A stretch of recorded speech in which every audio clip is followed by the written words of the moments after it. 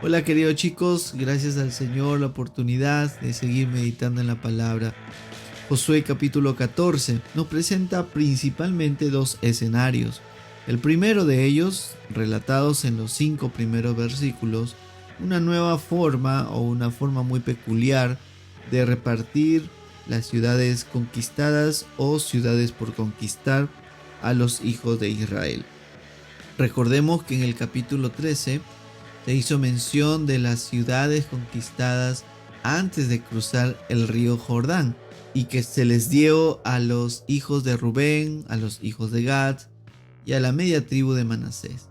Ahora, en el capítulo 14, comenzamos ya a conocer un poco la repartición de las ciudades que están ya ahora al oeste del río Jordán. Yo te animo a que puedas revisar en un mapa todas estas ciudades si es que puedes ubicarlas, porque es importante tener en mente dónde estamos parados en toda esta historia de una manera geográfica, dónde estamos situados de forma geográfica en toda esta conquista de Israel. Obviamente no es esencial de repente conocer el significado y los detalles de cada ciudad, aunque nos llevaría una gran parte de tiempo estudiar esto y se sacaría lecciones muy lindas de todo ese estudio, pero de alguna manera sí conocerlas para saber cómo fue la conquista de la tierra prometida o de qué ciudad estamos hablando. Por ejemplo, en el capítulo 14 ya estamos dentro de la tierra prometida y los 5 primeros versículos de este capítulo nos va a mencionar una forma muy peculiar.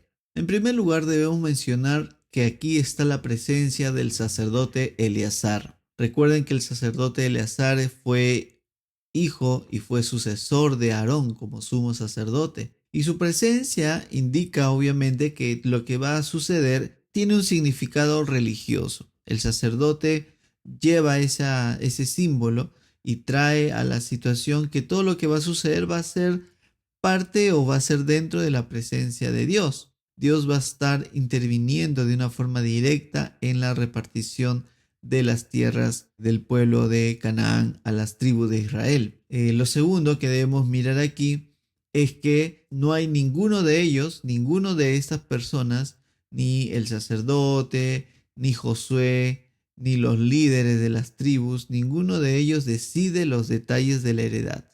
No hay un comité, no hay un grupo interno seleccionador de qué parte, para quién parte, sino más bien en el versículo 2 dice claramente: por suerte se les dio su heredad como Jehová había mandado a Moisés que se le diera a las 9 tribus y a la media tribu. Por suerte recibieron su heredad. Dios había ordenado que este sea el método. De repente puedes revisar en Números capítulo 26 cómo se detalla estas cosas, pero de hecho que obviamente tenemos que considerar mucho esta palabra suerte. No es lo mismo aplicar este significado de la palabra suerte en el contexto en el que Josué se está moviendo a aplicarlo en el contexto actual, ¿sí? Porque de alguna manera Dios había establecido que esta sea la forma como ellos podían conocer la voluntad de Dios. Pero ojo, ellos podían conocer la voluntad de Dios. Las referencias de echar suertes, dice un comentarista, que en el Antiguo Testamento aparece generalmente en este libro de Josué. Es un ingrediente muy importante entonces el echar suerte en todo el proceso de la asignación de la tierra prometida.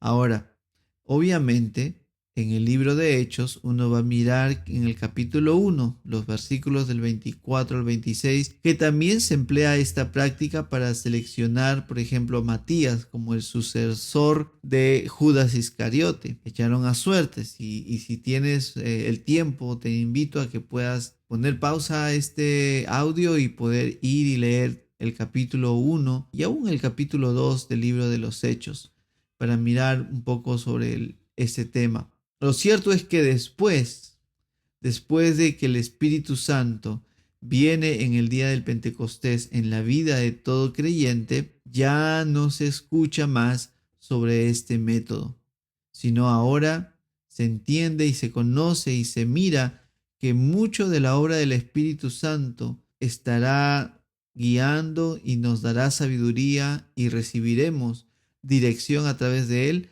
para conocer cuál es la voluntad de Dios. Por eso no es lo mismo hablar de suertes en el Antiguo Testamento o en el libro de Josué a pensar en suertes el día de hoy.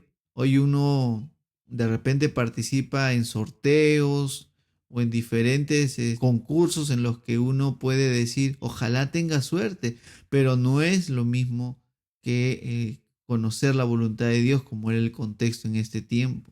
No podemos respaldar nuestro anhelo, nuestro deseo de querer obtener una u otra cosa confiando en la suerte, y queremos de repente respaldar nuestra confianza en la suerte con pasajes como estos, pensando que si la Biblia se usa las suertes para escoger una u otra herencia para el pueblo de Israel, ¿por qué no hoy en día? La diferencia es que ahora nosotros podemos conocer la voluntad de Dios a través del Espíritu Santo, ¿no? Aquí se conocía la voluntad de Dios confiando en que en el Tumín y en el Urín, ¿no? Que ya no nos da tiempo para explicar qué cosa eran, pero era una metodología dada por Dios para conocer su voluntad. Hoy en día ya no podemos sustentar nuestra confianza en el azar, nuestra confianza en la suerte. Y ahí debemos tener mucho cuidado, porque si participamos en estos concursos o en estos sorteos que hay diariamente aún por las redes sociales, pensando y anhelando y poniendo nuestra esperanza en ganar este tipo de cosas, sin haber preguntado al Señor, Señor, ¿será tu voluntad realmente que yo obtenga estos productos de los cuales estoy participando en estos concursos o en estos sorteos? ¿Realmente esto obedece al plan que tú has tenido para mi vida? Sería una interesante pregunta antes de participar de cualquier sorteo, por el simple hecho de querer obtener algo que nos gusta, conocer la voluntad de Dios, venir en oración a Él y poder pedir de Él su guía, su dirección para conocer si es que realmente necesitamos pues lo que estamos queriendo obtener, o quizás sea parte de nuestra avaricia o de nuestra codicia, ¿no? Y debemos tener mucho cuidado, chicos, mucho cuidado, porque a veces decimos, bueno, si es del Señor, pues me lo dará, y si no es, no me lo dará. Pero antes de plantear ese tipo de proposiciones, sería bueno preguntarle, Señor, ¿realmente quieres esto para mí? ¿Realmente quieres que sea esto un objeto en el cual yo tenga o me gane este tipo de premios? Preguntarle al Señor nos ayudará a enfocar realmente si nuestra confianza está en el azar o si nuestra confianza está en el Señor. Como creyentes tenemos el privilegio, el enorme privilegio, ahora de, por los méritos de Cristo Jesús, tener en nuestros corazones el Espíritu Santo. Eso es maravilloso.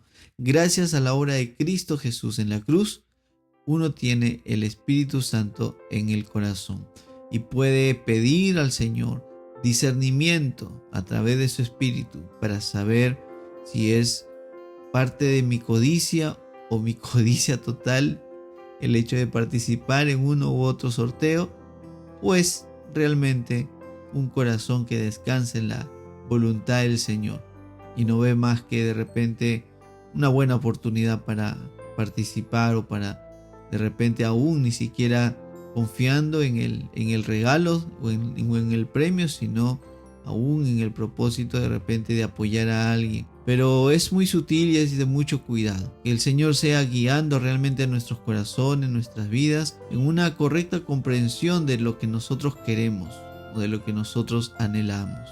Y que el Señor sea realmente nuestro descanso total, nuestra confianza total. Y no estemos confiando en la suerte, en el azar, ni mucho menos anhelando cosas, deseando cosas materiales, sin considerar la voluntad de nuestro Dios. Señor Jesús, ayúdanos siempre a considerar tu voluntad, sabiendo, Padre, que eres tú quien conoce lo mejor para nuestras vidas, venir a ti y consultarte. Ayúdanos, Padre, a no confiar en el mundo, a no confiar ni en la suerte, ni en lo que ella pueda traernos, Señor, Oramos, Padre, en el nombre de Cristo Jesús. Amén.